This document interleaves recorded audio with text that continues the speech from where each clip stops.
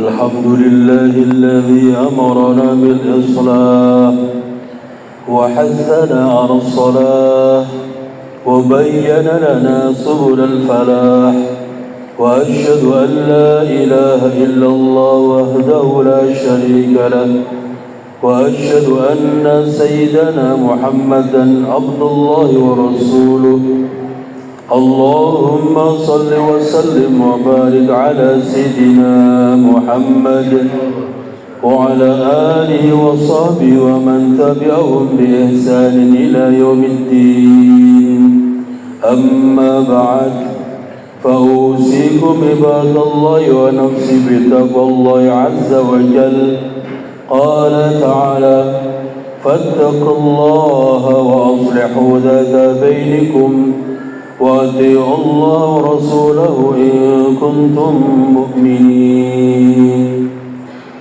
Ma'asyiral muslimin jamaah Jumat rahimakumullah. Mari di momentum yang berbahagia ini, di tempat yang mubarak ini, bersama-sama kita tingkatkan takwa kita kepada Allah. Takwa dalam arti yang sebenarnya senantiasa menjalankan perintah-perintahnya sekaligus menjauhi larangan-larangannya, karena takwa adalah sebaik-baik bekal kita menghadap Allah Subhanahu wa taala. Ma'asyiral muslimin rahimakumullah. Allah Subhanahu wa taala telah memerintahkan manusia untuk memperkuat tali persaudaraan sebagaimana digambarkan dalam firman-Nya, Bismillahirrahmanirrahim. Duribat 'alaihim dhillatu aynama thuqifu illa bihablin minallah wa hablin minan nas. Yang artinya mereka diliputi kehinaan di mana saja mereka berada, kecuali jika mereka berpegang kepada tali hubungan kepada Allah dan tali hubungan dengan manusia. Surat Ali Imran ayat 112. Dalam konteks persaudaraan, ayat tersebut mengindikasikan bahwa manusia tidak akan diliputi kehinaan dalam hidupnya sepanjang menjalin hubungan baik dengan saudaranya satu dengan lainnya.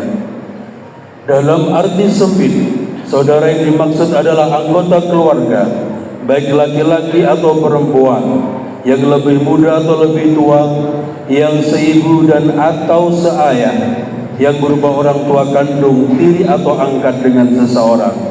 Saudara yang lebih tua disebut kakak, sedangkan yang lebih muda disebut adik. Dalam pengertian yang lebih luas, saudara bermakna sebagai sanak famili, karib kerabat, yaitu orang yang dekat atau bertalian secara kekeluargaan dengan seseorang. Dalam lingkungan sosial, saudara bisa bermakna sebagai seseorang yang satu pandangan dan satu tujuan, yang merujuk pada sahabat dekat atau saudara senasib seperjuangan. Dari berbagai makna persaudaraan tersebut, secara psikologis hubungan saudara sekandung merupakan hubungan yang bertahan paling lama dan paling berpengaruh dalam kehidupan seseorang. Sebab hubungan saudara sekandung memberikan kesempatan kontak fisik dan emosional yang terus-menerus, bahkan pada masa-masa kritis, termasuk ketika dalam musibah seperti yang pernah kita alami. Di dalam Islam, ikatan persaudaraan dikenal dengan persaudaraan antar keturunan, ukhuwah nasabiyah, persaudaraan sesama manusia, ukhuwah basyariyah, persaudaraan setanah air, ukhuwah wataniyah, dan persaudaraan seagama, ukhuwah islamiyah. Hal ini sebagaimana firman-Nya, Bismillahirrahmanirrahim. Innamal mu'minuna ikhwatun fa'aslihu baina akhwaykum wattaqullaha la'allakum turhamun. Yang artinya, orang-orang beriman itu sesungguhnya bersaudara. Sebab itu damaikanlah, perbaikilah hubungan antara kedua saudaramu, dan takutlah terhadap Allah supaya kamu mendapat rahmat. Surat Al-Hujurat ayat 10. Ma'asyiral muslimin rahimakumullah. Dalam berbagai hadis, Rasulullah sallallahu alaihi wasallam menjelaskan perumpamaan-perumpamaan yang menggambarkan keutamaan orang mukmin dan persaudaranya. Di antaranya, pertama, persaudaraan orang mukmin dengan mukmin lainnya itu seperti bangunan.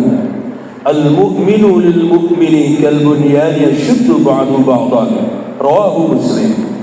Yang artinya orang mukmin dengan orang mukmin yang lain seperti sebuah bangunan, sebagian menguatkan sebagian yang lain. Hadis riwayat Muslim. Kerjasama adalah kunci merajut kebersamaan.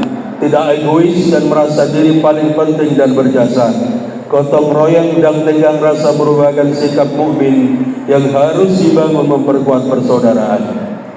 Kedua, persaudaraan orang mukmin dengan mukmin lainnya itu seperti cermin. Al-mu'minu mira'atu akhihi idza ra'a fiha 'aiban aslahahu. Yang artinya seorang mukmin adalah cermin bagi saudaranya. Jika dia melihat suatu aib pada cermin itu, maka ia memperbaikinya. Hadis riwayat Al-Bukhari dalam kitab Al-Adab Al-Mufrad. Cermin adalah tempat untuk mengetahui apa yang sudah baik dan apa yang masih belum sempurna. Kebaikan yang ada semoga menjadi teladan bagi saudara, sedangkan kekurangan atau keburukan menjadi gambaran bagi diri sendiri untuk memperbaiki diri dan pelajaran bagi saudara lain agar tidak menirunya. Ketiga, orang-orang mukmin itu seperti lebah. Mathalul mu'minina mathalul nihlah, in akalat tayyiban wa in wada'at tayyiban wa in waqa'at ala 'udi syajarin lam taksirhu. Rawahul Baihaqi. Yang artinya perumpamaan orang-orang mukmin seperti lebah. Apabila makan, dia akan memakan sesuatu yang baik.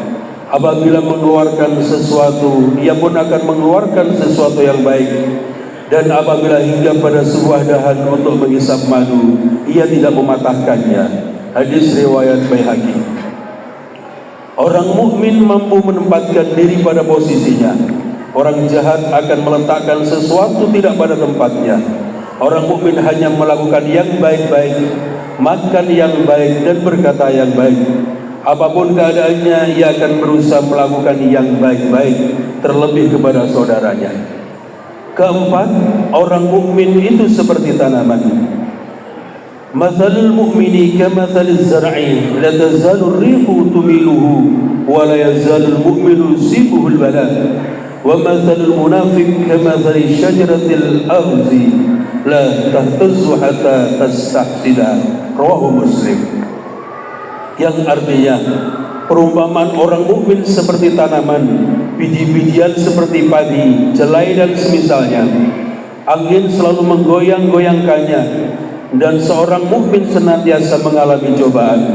Sedangkan perumpamaan orang munafik seperti pohon aras yang kuat tidak bergoyang karena diterpa angin sampai masuk waktu panen. Hadis riwayat Muslim. Ujian dalam kehidupan adalah sebuah keniscayaan. Suka dan duka akan mengitari kehidupan. Namun persaudaraan tetap tegar, sabar dan tawakal. Tidak ada ujian tanpa jalan keluar. Tidak ada kesusahan tanpa penawar kebahagiaan. Ke kanan atau ke kiri, berada di atas atau bawah, seorang mukmin akan tegar menghadapi ujian kehidupan. Yang kelima, orang mukmin itu seperti pohon kurma. Mathalul mu'mini mathalul ikhlah, ma akhadta minha min syai'in nafa'aka. Rawahu Tabrani. Yang artinya perumpamaan seorang mukmin itu seperti pohon kurma. Apapun yang kamu ambil darinya pasti bermanfaat bagimu. Hadis riwayat Tabrani. Orang mukmin adalah orang yang punya kontribusi besar kepada sesama. Apapun akan dia lakukan asal itu untuk kebaikan bagi orang lain dan tidak melanggar perintah Allah Subhanahu wa taala. Keberadaan seorang mukmin bermanfaat bagi saudara-saudaranya. Yang keenam, orang mukmin itu seperti emas. Mathalul mu'mini mathalus sabilatiz zahab, in nafakhat 'alaiha ahmarat wa in wazanat lam tanqus. Rawahul Baihaqi. Yang artinya perumpamaan seorang mukmin seperti batangan emas. Kalau engkau meniupkan api padanya, maka ia menjadi merah. Kalau engkau menimbangnya, maka tidak berkurang. Hadis riwayat Baihaqi. Menjadi mukmin seumpama menjadi emas, kokoh, tidak luluh dan menyerah dengan keadaan. Ia kokoh berpijak di atas kebenaran, tidak melebur dan mengikuti arus begitu saja. Namun ia punya prinsip yakni objektif dalam kebenaran, sehingga tidak memihak kepada saudara yang salah. Yang ketujuh, orang mukmin itu seperti tubuh. Mathalul mu'minina fi tawaddihim wa tarahumihim wa ta'atufihim mathalul jasad. Idza ishtaka minhu 'udwun tada'a lahu sa'irul jasad bis-sahari wal huma. Rawahu Muslim. Perumpamaan orang-orang mukmin dalam sikap saling mencintai, mengasihi dan menyayangi seumpama tubuh. Jika satu anggota tubuh sakit, maka anggota tubuh yang lain akan susah tidur atau merasakan demam. Hadis riwayat Muslim. Orang mukmin bagaikan satu tubuh yang kalau sakit salah satu organnya, yang lain pun merasa sakit. Kaki terluka akan menyebabkan tubuh meriang dan kepala pusing. Bila saudara menderita kesulitan, maka yang lainnya juga merasakannya. Itulah makna persaudaraan yang sesungguhnya. Islam mendorong umatnya untuk menerjemahkan ikatan tali persaudaraan dalam kehidupan sehari-hari, bagaikan sebuah kesatuan yang utuh dan tak terpisahkan. Suka duka dilalui bersama, ringan sama dijinjing, berat sama dipikul. Sikap saling memiliki merupakan sikap persaudaraan sejati. Ma'asyiral muslimin rahimakumullah, sungguh ajaran Islam telah menanamkan benih-benih persaudaraan yang dapat menghasilkan manfaat yang dahsyat baik dunia maupun ukhrawi. Keimanan seseorang diukur dengan pembuktian sejauh mana orang mukmin bisa mencintai saudaranya. Hal ini dipertegas Rasulullah sallallahu alaihi wasallam yang berbunyi, la yu'minu ahadukum hatta yuhibba li akhihi ma yuhibbu li nafsihi. Muttafaqun alaih. Yang artinya salah seorang di antara kalian tidaklah beriman dengan iman yang sempurna sampai ia mencintai saudaranya sebagaimana ia mencintai dirinya sendiri. Hadis riwayat Bukhari Muslim. Semoga khutbah ini bermanfaat untuk memperkuat tali persaudaraan di antara kita semuanya. Amin ya rabbal alamin. Barakallahu li wa lakum fil Qur'anil 'azim wa nafa'ani wa iyyakum bima fihi minal ayati wa dhikril hakim wa taqabbala minni wa minkum tilawatahu innahu huwas samiul 'alim.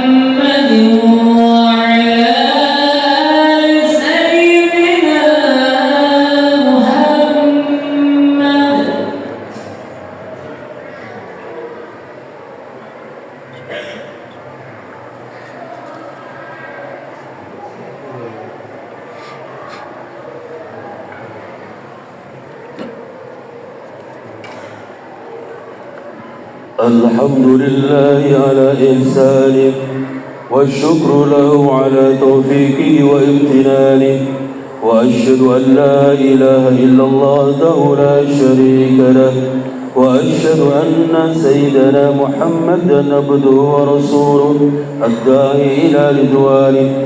اللهم صل على سيدنا محمد وعلى آله وأصحابه وسلم تسليما كثيرا.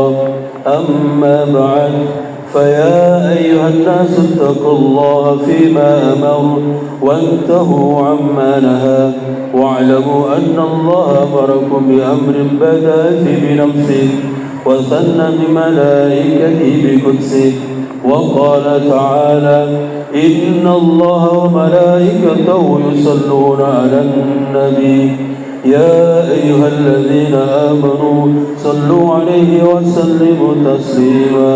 اللهم صل على سيدنا محمد صلى الله عليه وسلم وعلى آل سيدنا محمد وعلى أنبيائك ورسلك وملائكة المقربين. وارض اللهم عن الخلفاء الراشدين أبي بكر وعمر وعثمان وعلي وعن بقية الصحابة والتابعين وتابع التابعين لهم بإحسان إلى يوم الدين. وارض عنا معهم برحمتك يا أرحم الراحمين. اللهم اغفر للمؤمنين والمؤمنات والمسلمين والمسلمات الأحياء منهم والأموات.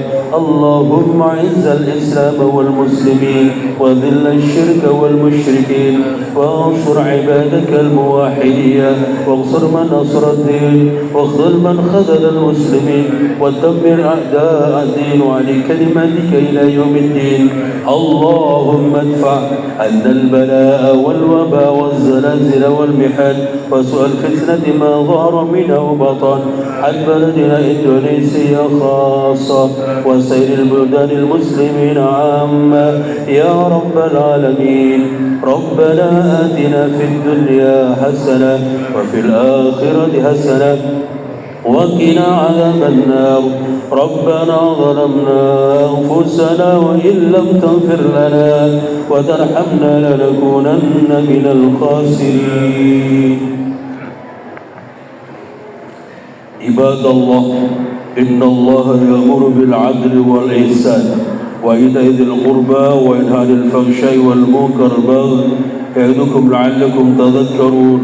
واذكروا الله العظيم يذكركم واشكروه على نعمه يزدكم ولذكر الله أكبر.